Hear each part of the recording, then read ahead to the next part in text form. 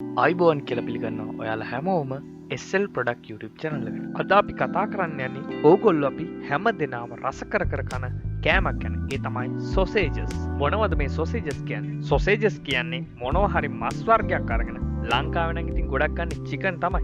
ඒ මස් වලට කුළුබඩු, ලුණු, තෙල් හා කල් තබා ගැනීමේ ද්‍රව්‍ය දාලා මේවා මැෂින් එකකට දානවා. මේ මැෂින් එකකින් කරන්නේ ඒවා අඹරලා ඒ ඇඹරුම් මිශ්‍රණය ලස්සනට ඉටිකොලයක් වගේ සිවියකින් ආවරණය කරලා ඒවා ලස්සනට එළියට එවනවා වෙළඳ පොලේ අයට ආහාරයක් විදියට කන්න පුළුවන් වෙන්නේ. ලංකාවේ මේ සොසේජස් ගත්තාම බ්‍රෑන්ඩඩ් ඒ වගේම අන්බ්‍රෑන්ඩඩ් කියලා කොටස් දෙකකට වෙන් කරගන්න පුළුවන්. මේ සොසේජස් වලින් බ්‍රෑන්ඩඩ් එකේ නම් ඒ තරම් අහිතකර තත්වයක් නැහැ. නමුත් අහිතකර තත්ත්ව නැතුවම නෙවෙයි ලූස් සොසේජස් විදියට ඔබ අන්බ්‍රෑන්ඩඩ් විදියට ගන්න වගේ තමයි වැඩිපුරම සොසේජස් වල විස එහෙම නැත්නම් ජරාව අපද්‍රව්‍ය වලින් නිපදවන සොසේජස් තියෙනවා. මේකේ බ්‍රෑන්ඩඩ් එක ගත්තාම ඒගොල්ලෝ පැකට්ටුවේ සියලු විස්තර සඳහන් කරලා තියෙනවා. හැබැයි ඉතින් අපිට රිස්ක් එකක් නැතුවම නෙවෙයි.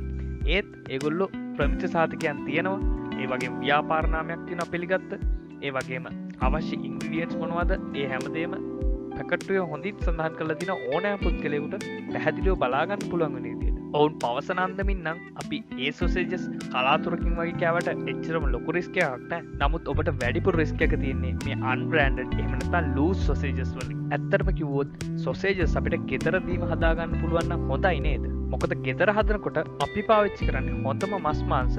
ඒ වගේම විශේෂම දේ තමයි අපි කල් තබා ගැනීම ද්‍රව්‍ය මේකට එකතු කරන්නේ. මස් කියන්නේ හොඳ ප්‍රෝටීන් බහුල ආහාරයක්. මේක ව්‍යායාම වල නිරත වෙන ක්‍රීඩා කටයුතු කරන ඒ වගේම වැඩෙන ඕනෑම පුද්ගලයෙක්ට ප්‍රෝටීන් කියන දේ අත්‍යවශ්‍යයි. ඉතින් මස් කියන්නේ මේ ප්‍රෝටීන් ලබා ගන්න පහසුම ක්‍රමයක්. ඉතින් මේ මස් නෝමල් විදියට නැතුව වෙනස් විදියකට කෑවා කියලා කිසි ප්‍රශ්නයක් නැහැ. එතකොට ඇයි මේ අපිට කඩවල් වල තියෙන සොසේජස් කන එක රිස්ක් එකක් කියලා කියන්නේ? ප්‍රධානම හේතුන් තමයි ඔවුන් මේවට යොදා ගන්නා අමුද්‍රව්‍ය. බොහෝ මහා පරිමාණ සොසේජස් කර්මාන්තවල කරන්නේ පොඩි කුකුල් පැටව් එහෙම නැත්නම් එහෙම් පිටින්ම අරගෙන ඔවුන්ට ලෙඩ තියනවාද ඒ කිසි දෙයක් බලන්නේ නැතුව පැටිය පිටින්ම මැෂින් එක ඇතුළට දාලා කුඩු කරලා ඒක සොසේජස් බවට පත් කරන එක. මේක වැඩිපුර කරන්නේ බ්‍රෑන්ඩඩ් සොසේජස් වලට වඩා අන්බ්‍රෑන්ඩඩ්. අපි දන්නේ අන්බ්‍රෑන්ඩඩ් ඒවා කොහොම හදනවද කොහෙදි හදනවද ඒවට යොදන අමුද්‍රව්‍ය මොනවද කියලා හරියටම කිසිම සඳහනක් නැති නිසා ඒක තමයි රිස්ක් එක වැඩිම. ඉතින් මේ වගේ ලෙඩ රෝගයක්වත් කිසිම දෙයක් පරීක්ෂා නොකර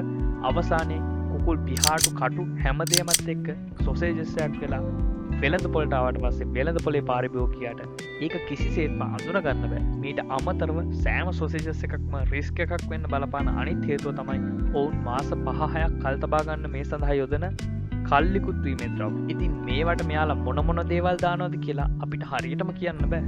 WHO එක කියන විදිහට දිනකට මේ සැකසුම් ක්‍රියාවලියට භාජනය කරලා තියෙන මේ මස් ග්‍රෑම් 50ක් ආහාරයට ගත්තොත් ඔයාට පිළිකාවක් හැදෙන්න තියෙන අවදානම 18%කින් ඉහළ යනවා. තවද මේවාට යොදා තිබෙන කල් තබා ගැනීමේ ද්‍රව්‍ය නිසා මේවා පිසීමේදී ඇතිවන අධික රසණයට මේවා රසායනික ද්‍රව්‍ය ප්‍රතික්‍රියා කර පිළිකාකාරක නිපදවන බව WHO එක වැඩිදුරටත් කියනවා. තවද වෙළඳ පොලේ පාරිභෝගිකයාගේ ආකර්ෂණය දිනා ගැනීමට ඔවුන් චීස් රසට, අනියන් රසට, කටට සැරට කියලා බෝනස් කෘත්‍රිම රසකාරක ද්‍රව්‍ය දාන්නත් අමතක කරන්නේ නැහැ. තවත් ඉතින් ඔයාලට සරල උදාහරණයක් කියන්න. මේ වගේ ගුණාත්මක බව තේරුම් ගන්න ඔයාලා කඩේටම පොඩ්ඩක් ගිහින් බලන්න. නෝමන් චිකන් කිලෝ එකක ප්‍රයිස් එක රුපියල් 500ක් 600ක් වෙයි. සොසේජසුත් කිලෝ එකක ප්‍රයිස් එක බලන්න. ඒකත් 500ක් 600ක් වෙයි. ඉතින් එයාලට ඇත්තටම පිස්සුද? මෙච්චර ලොකු ප්‍රොසෙස් එකක් කරලත් මේ වගේ ගානට මේවා දෙන්න? සමහර වෙලාවට අපිට හිතන්න පුළුවන් තර්කානුකූලව එහෙම බැලුවොත් අපි චිකන් සොසේජස් කියලා කන්නේ කුකුල් පැටව් එහෙම නැත්නම් ඔවුන්ගේ හැම කටු ඒ වගේ අපද්‍රව්‍ය වෙන්න පුළුවන්. දැන් වෙළඳ පොලේ ලූස් විදියටත් ගන්න තියෙන මේ වගේ සොසේජස් ගොඩක් හදන්නේ මේ වගේ අපද්‍රව්‍ය යොදාගෙන. ඉතින් ඔබ මේ සොසේජස් කනවා නම් සල්ලි දීලා ලෙඩ හදා ගන්නවා වගේ වැඩක් තමයි කරන්නේ. සල්ලි දීලා ලෙඩ හදා ගන්නවට වඩා හොඳයි නේද? ගෙදරදීම චිකන් එකක් ගෙනල්ලා එක්කෝ සොසේජස් බවට පත් කරගන්නවා. එහෙම නැත්නම් නොකා ඉන්නවා. ඉතින් බුද්ධිමත් පාරිභෝගිකයෙක් විදියට තීරණය ඔබ සතුයි. අප පුළුවන් ආකාරයෙන් හෝ පැහැදිලි කිරීමක් කරේ සමාජය මේ වගේ ලෙඩ රෝග වලින් බේරගන්න. ඔයාලට රිවිව් එකක් ගන්න ඕනි. ලංකාවේ මොන හරි ඔයාලා කැමති ප්‍රොඩක්ට් එකක් තියෙනවා නම් අපිට ඒ ගැන කමෙන්ට් සෙක්ෂන් එකෙන් දැනුම් දීමක් කරන්න. ඒ වගේම ඔයාගේ මොන හරි ප්‍රොඩක්ට් එකක් ලංකාවේ ඉන්න සියලුම දෙනාට රිවිව් කරලා පෙන්නන්න ඕන නම් අපේ ඊමේල් හරහා ඔබට සම්බන්ධ වී අපට ඒ පිළිබඳව දැනුම් දීමක් කරන්න පුළුවන්. ඒ වගේම අපේ අද වීඩියෝ එකෙන් ඔයා වැදගත් දෙයක් ගත්තා නම් ඔයාගේ යාළුවෙකුටත් බලන්න මේක ෂෙයා කරන්න. වීඩියෝ එකට කැමති නම් ලයික් කරන්න, කමෙන්ට් කරන්න.